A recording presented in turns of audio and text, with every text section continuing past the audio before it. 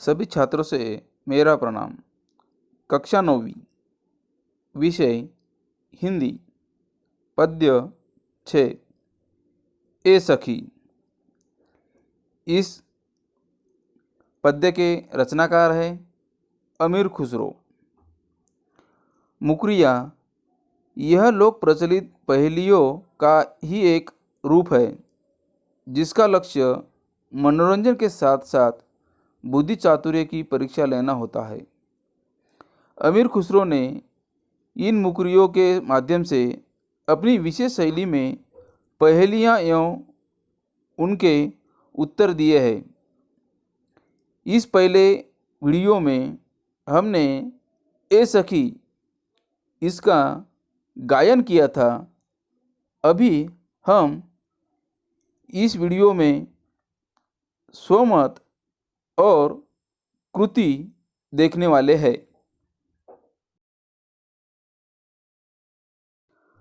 सामने दिया गया संजाल पूर्ण कीजिए। तारे का आने जाने का ढंग। एक, रात के समय चमकते हुए तारे के रूप में आना। 2, भोर होने पर प्रकाश में लुप्त हो जाना।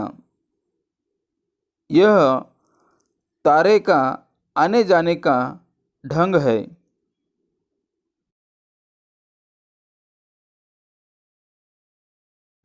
सामने दी गई कृति पूर्ण कीजिए। लोटा ऐसा होता है। 1, लोटा मन का भारी होता है। 2, लोटा तन का छोटा होता है।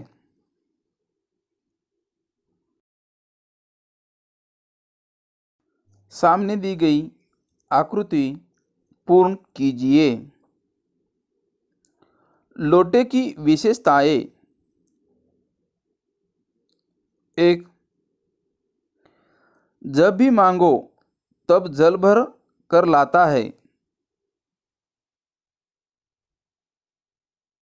2, मन की तपन बुझाता है।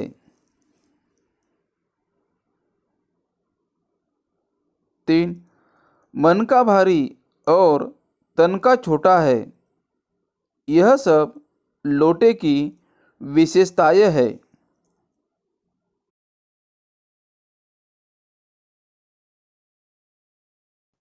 सामने दिए गए प्रश्नों के उत्तर दीजिए। 1, ढोल का गुण। मीठे बोल। 2, काट खाने वाला कीड़ा। मक्खी। 3, आधी रात का मेहमान। चंद्रमा। 4, जिसके बिना तनिक भी धैर्य नहीं रहता। पानी। नीर।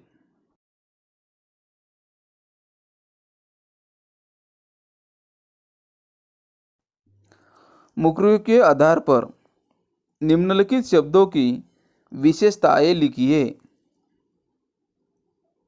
1, तोता। विशेषता, राम भजन किए बिना कभी न सोने वाला। 2, नीर। विशेषताएं, सबको जीवित रखने वाला। 3, अंजन। आँखों की शोभा बढ़ाने वाला। 4, ढोल। शादी के समय आवश्यक समझा जाना। 5. चंद्रमा। देखने वाले का मन प्रसन्न करने वाला।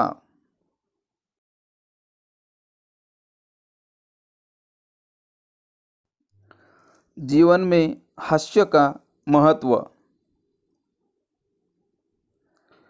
मनुष्य एक हंसने वाला प्राणी है। मनुष्य के अलावा और किसी प्राणी को कभी हंसते मुस्कुराते नहीं देखा गया। जीवन में हास्य का अत्यंत महत्व है।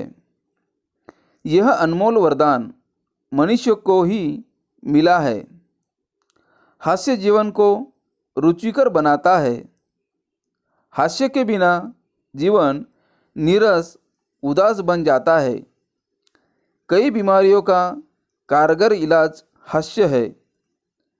जीवन में कई प्रकार के सुख दुख आते जाते हैं। यदि हास्य न होता तो मनुष्य दुख के बोझ के नीचे दबकर पीड़ाग्रस्त हो जाएगा। हंसते रहने से मन का बोझ दूर हो जाता है। कुछ लोग हर समय गंभीर और उदास मुद्रा लिए रहते हैं। उन्हें देखकर ऐसा लगता है उन्होंने कभी हंसना ही नहीं सीखा। जो व्यक्ति दूसरे का हंसकर स्वागत करता है वह व्यक्ति उनके मन को लुभा लेता है। वह मन के दुख को दूर करके प्रसन्नता बिखेरता है। यदि अपने मन को स्थिर करना चाहते हैं तो खुलकर हंसते रहना। सब प्रकार के दुख दूर भाग जाएंगे। जीवन जीने के लायक बन जाएगा। राजा महाराजा जैसे लोग अपने राज काम में व्यस्त रहते थे।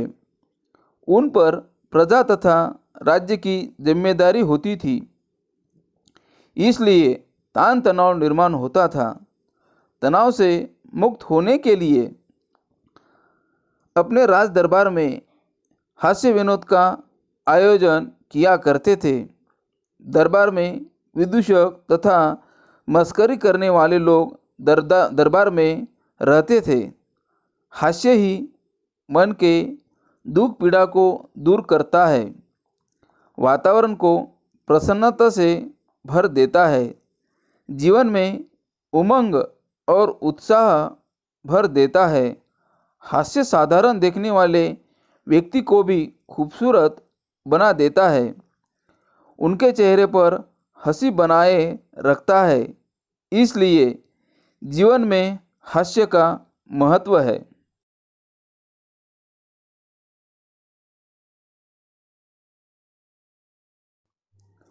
सुवचनों का संकलन कीजिए तथा सुंदर सजावटी लेखन करके चार्ट बनाइए। विद्यालय की दीवारों को सजाइए। सुवचन। जीवन में केवल वे लोग असफल होते हैं, एक वे जो सोचते हैं लेकिन करते नहीं। दूसरे वे जो करते हैं पर सोचते नहीं। दूसरा सुवचन। ज्ञानी और परिश्रमी व्यक्ति के शब्दकोश में असंभव शब्द नहीं पाया जाता। तीसरा सुवचन। आदर्श, अनुशासन, मर्यादा, परिश्रम, ईमानदारी तथा उच्च मानवीय मूल्यों के बिना किसी का जीवन महान नहीं बन सकता।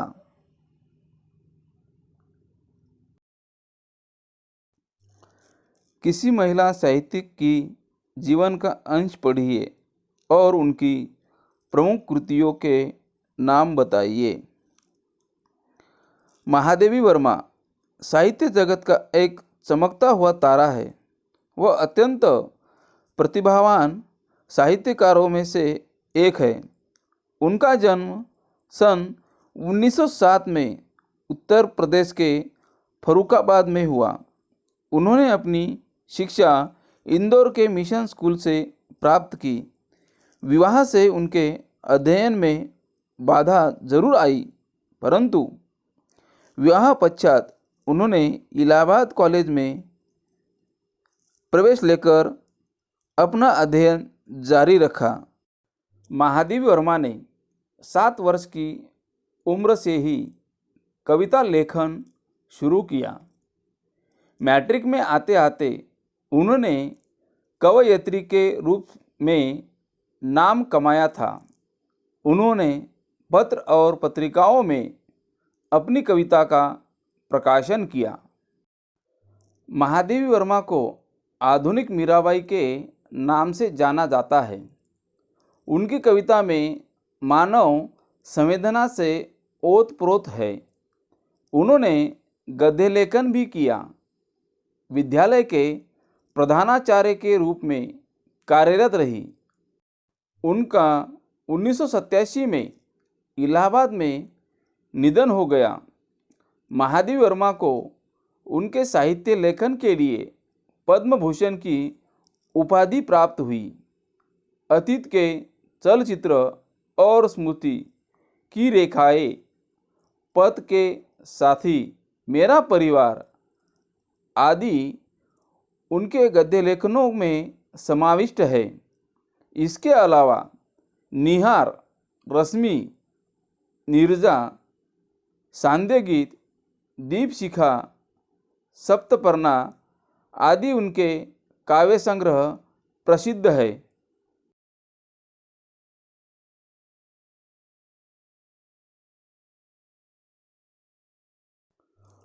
पुस्तकों का संसार, ज्ञान मनोरंजन का भंडार, इस संदर्भ में अपने विचार लिखिए।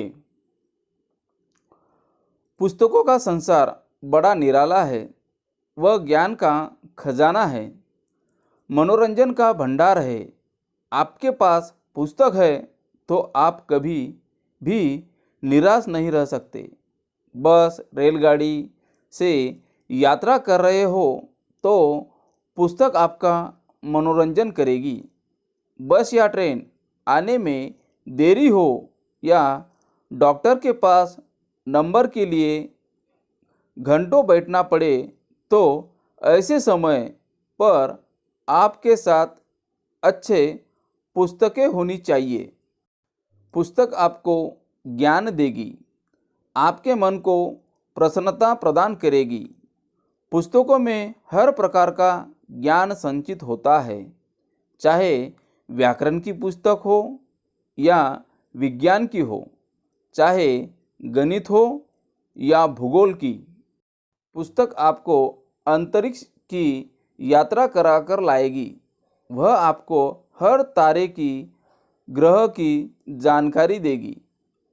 आपको हर आकाशगंगा के बारे में जानकारी सिखाएगी। वह आपको गणित की समस्या हल करने में सहायता कराएगी, भूगोल के नियम समझाएगी, भाषा का ज्ञान सिखाएगी। पुस्तकें आपकी संस्कृति के बारे में बताएगी, आपको कला के विषय में समझाएगी। पुस्तकें लोक जीवन, सभ्यता, संस्कृति के बारे में ज्ञान प्रदान करती है। इसलिए पुस्तकों को ज़्यादा से ज़्यादा पढ़ेंगे तो ज़्यादा ज्ञानवान हो जाएंगे। वह पुस्तकें आपके मन का मनोरंजन करके आपको प्रसन्नता से आपका जीवन भर देंगे।